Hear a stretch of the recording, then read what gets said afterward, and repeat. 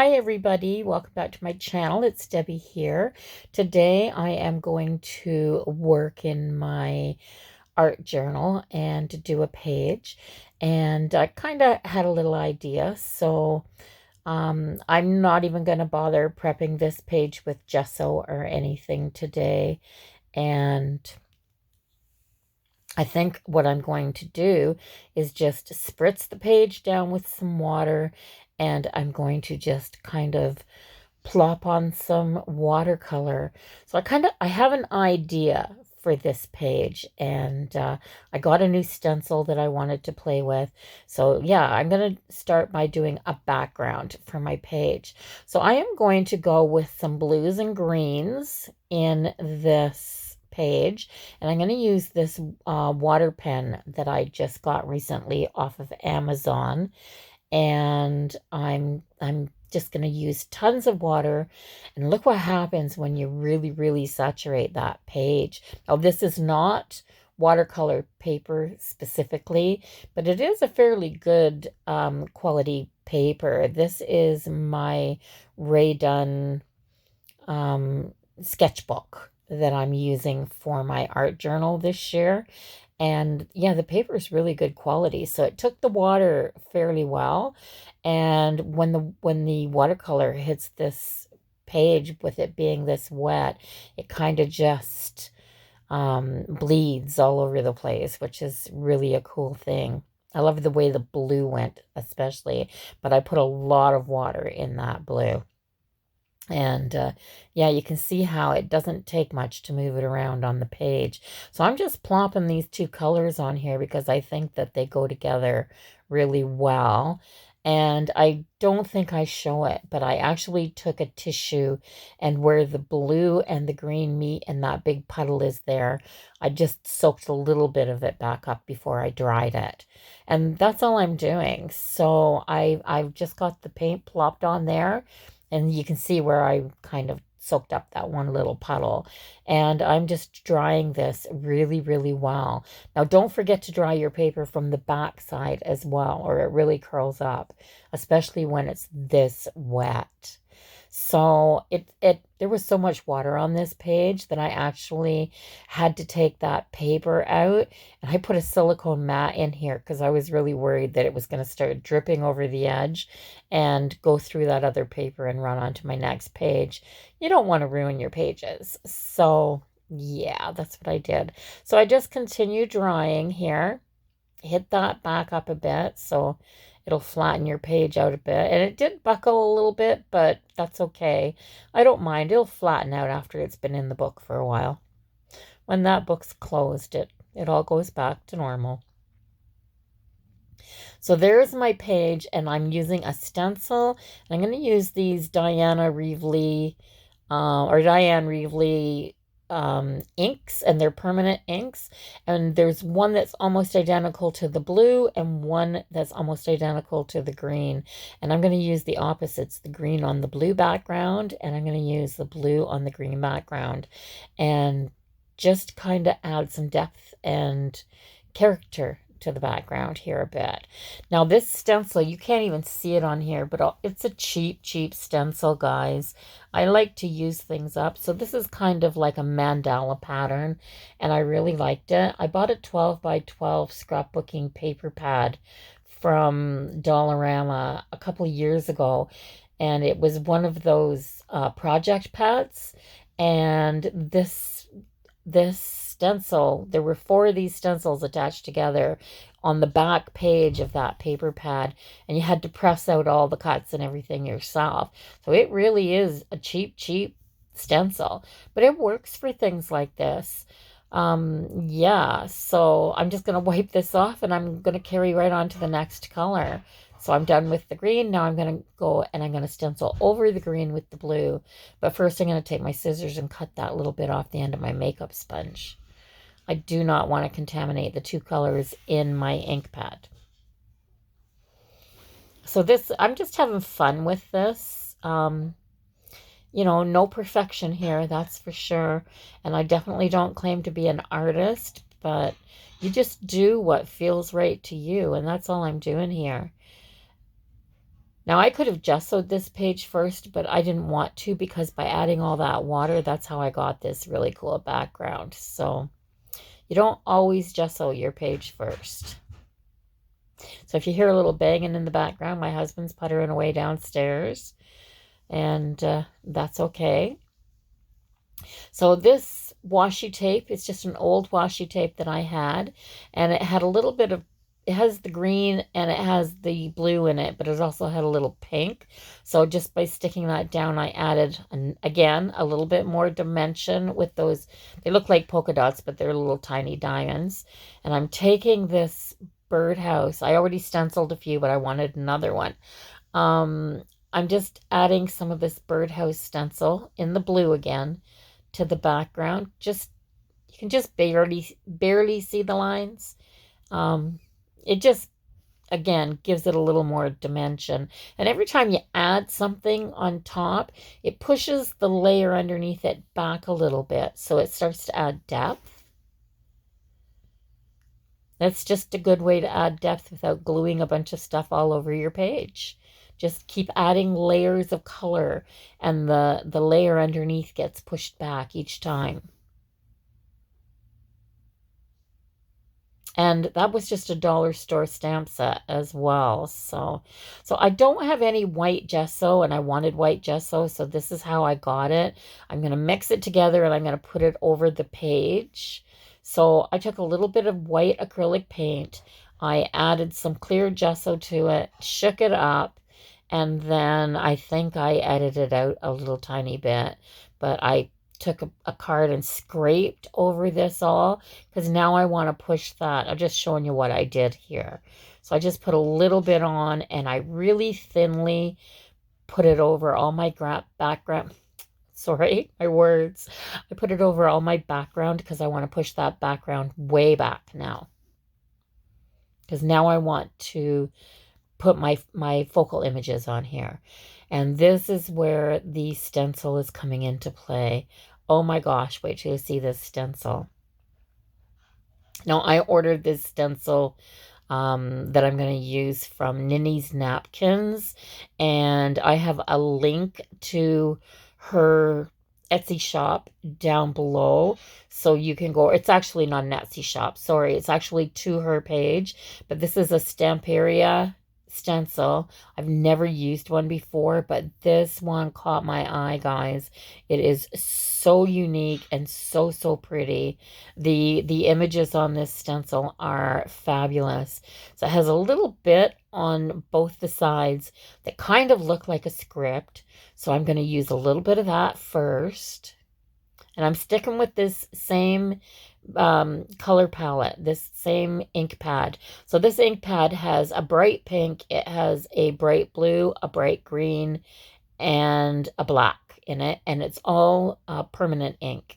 So I'm using just a little bit of the images on here, and I'm just stenciling what I want. So a little bit of that script to the right, and then move it over and go to a little bit of that script to the left. I actually want more of this, so I'm going to move it up and do that again. So it's all about what you want, what you think will look good when you're doing something like this. And then this image right here, this is what this stencil was all about for me. I love stencils that have face images on them. I'm not an artist, like I said, and I can't draw all that well. But this stencil, oh my gosh, so much fun I have playing with stencils and stamps. So into that bright blue again. And then the reveal. Oh my gosh. I'm loving what that did to my page. Absolutely loving it. Yeah. So just, oh my gosh. Now, this is where I got my color palette from, was this peacock feather on this napkin.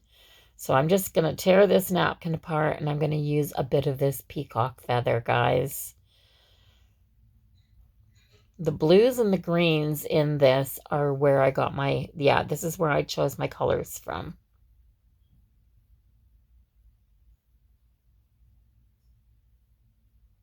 So I want to use the smaller feather, and I'm just going to use this water pen, and I am going to lightly draw around the feather and then tear away the background.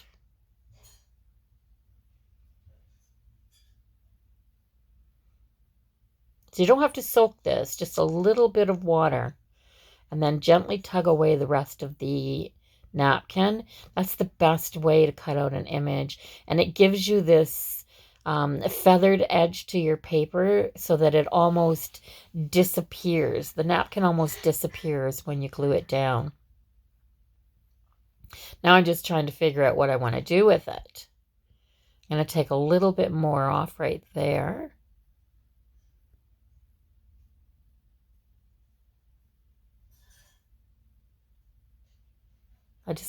I want that ragged look at the edge so that it doesn't show as much where I've torn it.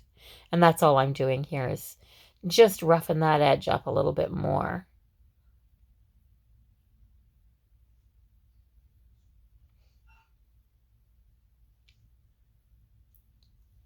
Play with it, play with it, play with it. Trying to figure out where I want it to go. And I am going to glue it down. I pretty much decided what I'm going to do with it now. I was going to glue it down with the gel medium, and then I thought, no, I don't even have to do that. I've already got my clear gesso out on my desktop. I may as well stick to that and just put some clear gesso down. Now, something that I've noticed is that if I glue a napkin down with a bit of clear gesso, it doesn't wrinkle. It's not a really good, you can't glue a napkin to a glass or something with the clear gesso, but on a piece of paper it works. And yeah, so, and it doesn't wrinkle the napkin. This napkin didn't wrinkle all up. I put the gesso down really thin, the coat of gesso underneath, and then just a little wee bit on the top of the napkin. Make sure your edges are all down really, really good though. And yeah, just brush from your center out like you do when you're putting a napkin down with Mod Podge or anything like that. And this worked for me. And what I like about it is that I still have this matte finish on my page. I don't like shiny pages in my art journal. I just don't. So give it a good dry. I use my heat towel in my art journal a lot because I have no patience to wait for things to dry. None whatsoever. So give it a good dry, and then I'm going to give it a trim around the outside and take the rest of the paper off as well.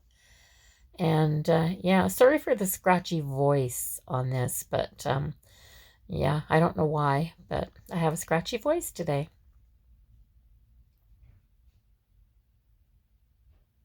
But yeah, make sure that everything is really good and dry before you start moving this around and trying to trim, or it's not going to stay glued down. Like it'll just lift back up again. But it's stuck on there pretty good. So that's the first time I've tried to glue the napkin down with the gesso, and it worked just fine. So I have some stickers that I had set aside, and I've used a lot of them. So it's just a sheet of stickers from Dollarama, and I've used most of the sayings on it, and I wanted to finish up using the sticker sheet. So that's where I'm going to get my sentiment from.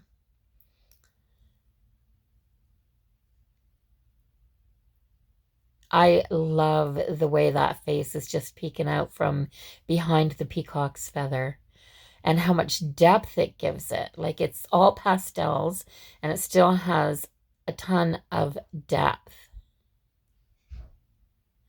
So I'm just using, instead of just writing a sentiment on here, I'm just pressing on these vinyl stickers from, wow, they're from Dollarama. They're not even vinyl stickers. They're just plastic stickers. But I'm going to stick them on there with their own adhesive.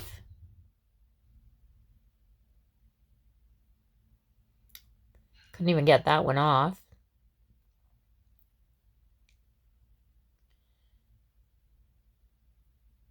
I'm just taking this old gift card and making sure that they're down really, really well on the page. And I don't like the shine, like I said. So I'm going to go over top of them with that clear gesso again. And this will matte them right down again because the gesso is going to give them that toothy texture, but it's clear. So yeah, now that the feather's dry as well, I'm going over top of it with another coat just to seal everything down. And the nice thing about the gesso is because it's so flat and grainy, you never have to worry about your pages sticking together when you've got gesso as your top coat. That's just something that I learned years ago. I used to seal everything with Mod Podge, but sometimes my pages would stick together when the weather got warm. So I'm going to take my marker. My husband bought me these wonderful set of markers for Christmas, and there are pens and wedge points, and they're the Prismacolor permanent markers. And I'm just going to put a double line all the way around this page using my ruler for a straight edge. And instead of going around and doing a fancy border, it'll just have this thin double line all the way around it. And that's how I'm going to finish this.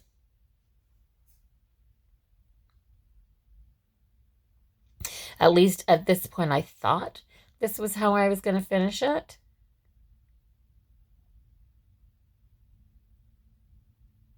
Every page has to have a border, in my opinion, anyway. I have to do some kind of a border around it, whether I just do a hand-stitched border, whether I sew it on my machine, whether I ink my pages around my border.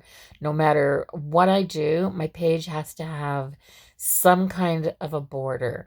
I've even gone around the whole edge of the page with washi tape and framed things, but yeah, I have to have some kind. It has to finish. It has to finish at the edge. And I think I'm done. So I'm giving you a close-up look at how that background shows through all those layers. You can see right down below. And I decide I want to put a pop of color right in the middle. So the blue in the middle of that peacock feather is nice, but I decide she needs shiny, shiny red lips. And to get that look, I'm just going to use my red permanent marker. I'm going to color her lips in with it. And because there's a bit of black in the background, it makes those lips look nice and dark red anyway.